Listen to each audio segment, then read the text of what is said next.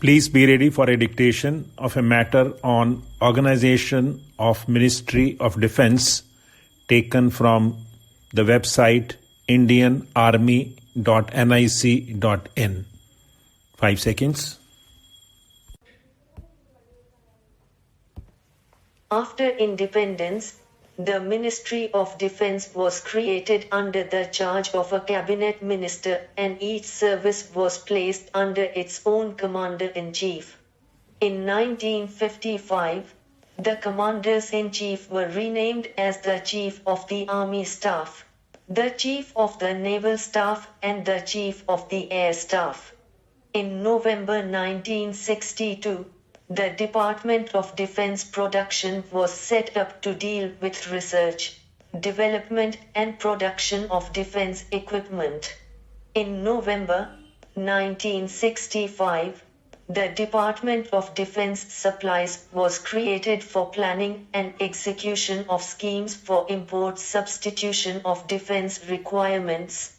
These two departments were later merged to form the Department of Defense Production and Supplies. In 2004, the name of Department of Defense Production and Supplies was changed to Department of Defense Production. In 1980, the Department of Defense Research and Development was created. In 2004, the Department of Ex-Servicemen Welfare was created.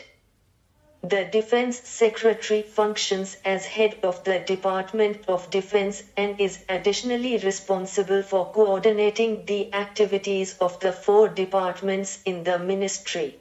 The principal task of the ministry is to frame policy directions on defense and security-related matters and communicate them for implementation to the service's headquarters, inter-service organizations, production establishments, and research and development organizations.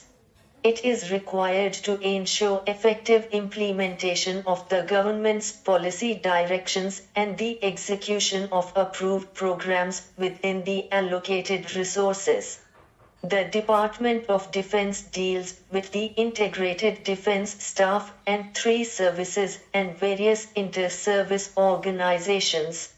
It is also responsible for the defense budget, establishment matters, defense policy, matters relating to parliament, defense cooperation with foreign countries, and coordination of all defense-related activities.